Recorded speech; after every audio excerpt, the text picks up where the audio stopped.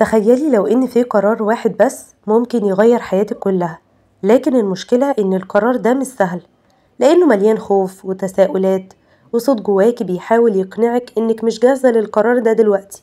السلام عليكم ورحمة الله وبركاته، ازيكم يا حلوين؟ عاملين ايه؟ يا رب كلكم تكونوا بخير. النهاردة الفيديو حلو جدا وبإذن الله هيعجبكم ويفيدكم. هنتكلم عن الحجاب، بس الأول عاوزة أحكي لكم عن قصة بنوتة نفسها تلبس الحجاب بس مش عارفة، وممكن انت كمان بتمري بنفس اللي هي مرت بيه، وهنتكلم في الآخر ازاي تقدري بإذن الله تاخدي الخطوة دي. بس قبل ما نبدأ ما تنسوش تصلوا على النبي، اللهم صل وسلم وبارك على نبينا محمد. وإذا ظهر أي إعلان فيه موسيقى أو مخالفة لدين الله أرجوكم اعملوا تخطي للإعلان أو وطوا الصوت لحد ما يبدأ الفيديو. في بنوتة، وهنقول مثلا إن اسمها نور، بنوتة ناجحة وطموحة وبتحب الضحك والخروج والسفر. المجتمع اللي عايشة فيه مجتمع مفتوح، ودايما شايفة إن الحجاب خطوة كبيرة ومش أي حد يقدر ياخدها. دايما كانت شايفة إن علاقتها بربنا كويسة طالما بتصلي وبتحاول تكون إنسانة كويسة، لكن الحجاب لا، مش جاهزة له دلوقتي. لكن في يوم وهي ماشية في الشارع بعد الشغل لقت بنت محجبة قاعدة في كافيه لوحدها بتشرب قهوتها وقاعدة في حالها.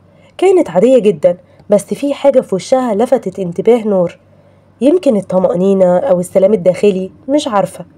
قعدت تفكر، يا ترى لو كنت مكانها كنت هحس بنفس الهدوء ده ولا كنت هحس بالخوف من نظرات الناس؟ ويا ترى ليه أنا مترددة؟ إيه اللي منعني من الحجاب؟ هل السبب فيا أنا ولا خوفي من الناس؟ السؤال ده فضل معاها طول اليوم، وفي لحظة كده قررت تسأل أصحابها المحجبات عن تجربتهم، لكن ردودهم كانت مخيفة أكتر من إنها مشجعة، لأني لقيتهم مروا بتحديات مش سهلة. يعني واحدة صاحبتها قالت لها أنا أول ما لبسته صحابي بدأوا يتعاملوا معايا على إني بقيت شخصية مختلفة، وكأني مش أنا البنت اللي كانت صاحبتهم وبقيت حد تاني هما ما يعرفوهوش، وكل ده بسبب بس إني لبست الحجاب. واللي تقولي الصراحة شكلك قبل الحجاب كان أحسن بكتير من دلوقتي. وتعرضت لتعليقات سخيفة كتير. وواحدة صاحبتها تانية قالت لها في ناس لما عرفت وشافتني وأنا لابسة الحجاب كانت بتبصلي بنظرات غريبة أنا مش فاهماها. واللي تقولي انت ليه لبستيه دلوقتي؟ انت لسه صغيرة. واللي تقولي ان مفيش حد هيبصلك ولا هيتجوزك. وواحدة تالتة من صحابها قالت لها انا مشكلتي بقى ان بعد ما لبست الحجاب ان اضطريت اواجه اهلي اللي كانوا ضد الفكرة اساسا، وكانوا خايفين ان اتغير بعد الحجاب وان الحجاب هيغير شخصيتي. وكلام كتير اصحابها قالوه، كلام ما بين التحديات اللي مروا بيها وما بين الراحة والسكينة والتغيير اللي حصل بعد لبس الحجاب. بس رغم كده كلهم أجمعوا إنهم مرتاحين أكتر بعد ما لبسوا الحجاب الحمد لله. واللي قالوا مش هتتجوز اتجوزت، واللي أصحابها بعدوا عنها عرفت بعدين إن هم أصلا ما كانوش أصحاب، وربنا عوضها بصحبة صالحة، إخوات فعلا في الله. واللي أهلها ما كانوش موافقين الحمد لله بسبب دعائها وثباتها ربنا هداهم وفهمهم إن هي صح. لكن الكلام دوت زود التوتر عند نور أكتر. كان عندها خوف، هل هفضل زي ما أنا ولا الحجاب هيغيرني؟ طب أنا بحب ألبس لبس شيك، الحجاب هيخليني أحس إني مش على طبيعتي وهيقيدني بلبس معين، ولو لبسته هل هقدر أكمل ولا أحس بالندم؟ الخوف ده خلاها تتردد أكتر، لكن كانت عارفة إن هو فرض وواجب إن تلبسه لأن ده أمر من الله عز وجل، ولازم كلنا نسمع كلام ربنا. لكن كانت مش قادرة ومش عارفة، الشيطان والنفس كانوا مسيطرين عليها. المهم قررت تلجأ للي خلقها وتطلب منه إن يعينها على الخطوة دي. وبالليل وهي قاعدة في أوضتها بعد ما صلت صلاة العشاء قررت تستنى شوية وتصلي الوتر بنية قيام الليل. رفعت إيديها ربنا ودعت وقالت يا رب قربني للبس الحجاب بحب وسلام، ووريني طريق الحق وارزقني اتباعه. قعدت تدعي بإلحاح ويقين، وبتدعي وهي فعلا من جواها عايزة تاخد الخطوة دي. نامت وصحيت تاني يوم كلمت خالتها، واحدة من أقرب الناس ليها واللي يعتبر الوحيدة اللي في عيلتها لابسة الحجاب بما يرضي الله ورسوله. قعدوا مع بعض في كافيه، وبعد كلام كتير خالتها قالت لها جملة قلبت تفكيرها، نور لو انت مستنية تحس انك جاهزة 100% فده مش هيحصل، لان دايما هيبقى فيه خوف، بس لما تاخدي الخطوة دي هتفهمي ان الموضوع اسهل مما كنت متخيلة. وبدأت تحكي لها عن حديث النبي صلى الله عليه وسلم إن الحياء والإيمان قرناء جميعا، فإذا رفع أحدهما رفع الآخر. وشرحت لها ببساطة إن الإيمان مش حاجة بتحصل فجأة، هو رحلة، وكل خطوة بتاخديها بتقربك أكتر. الحجاب مش معناه إن هتبقي إنسانة مثالية فجأة، لكنه خطوة بتقربك لربنا. وكأنك بتقولي لربنا أنا بحاول يا رب، بعمل اللي بتأمرني بيه عشان بحبك، فخد بإيدي. فأكيد ربنا لما يشوفك بتعملي كل ده عشان ترضيه عمره ما هيسيبك، هيعينك وكمان هيفتح لك أبواب الخير. نور سكتت وحست إن الكلام لمس قلبها، روحت بيتها ونامت.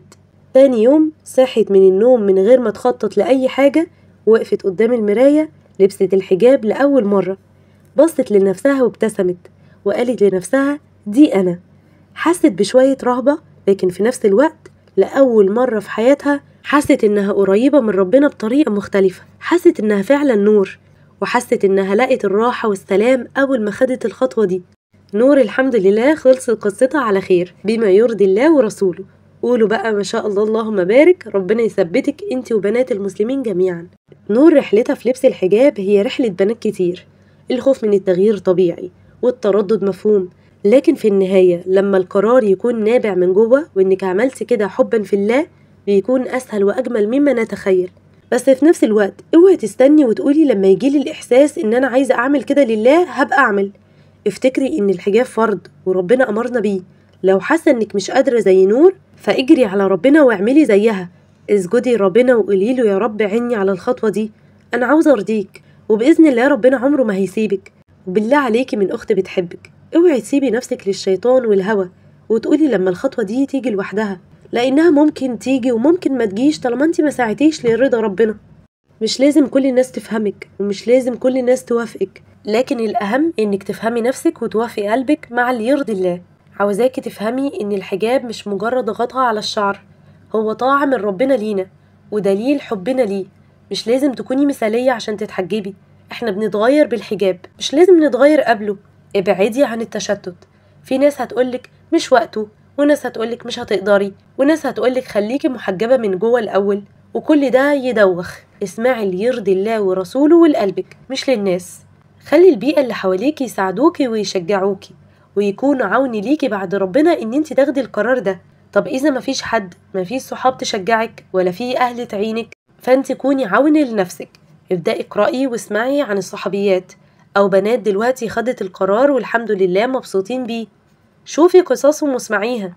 اختاري حجاب بسيط شكله حلو ومريحك، بلاش تختاري خامات تضايقك في اللبس او تعجزك وتحسي ان انت اتقفلتي منه.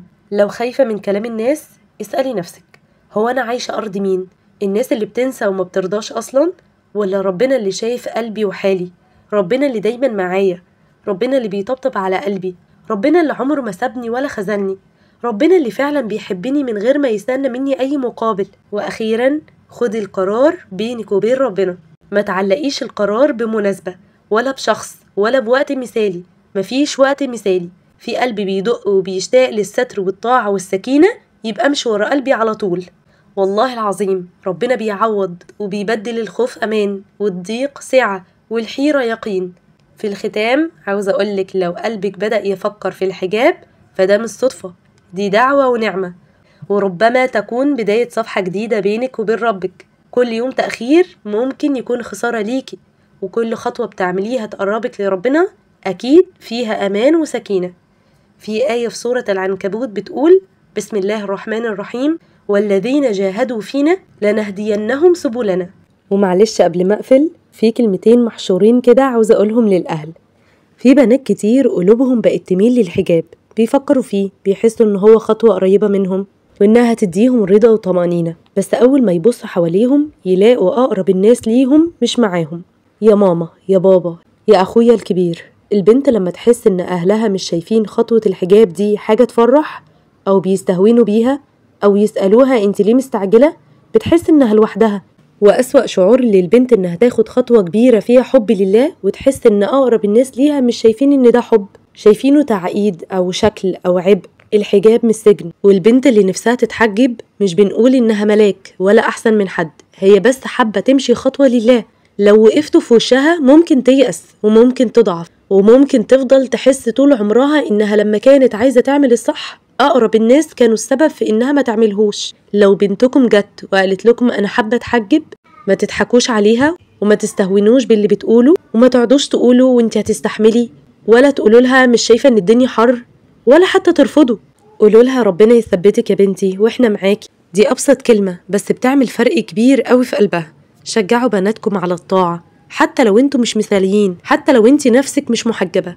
التشجيع على الخير مش محتاج تكوني ملاك، محتاج بس يكون قلبك حنون ونيتك طيبة. ادعموا بناتكم وافتكروا ممكن دعوة واحدة منكم تكون سبب ان بنتكم تفضل ثابتة على الطريق الصح سنين.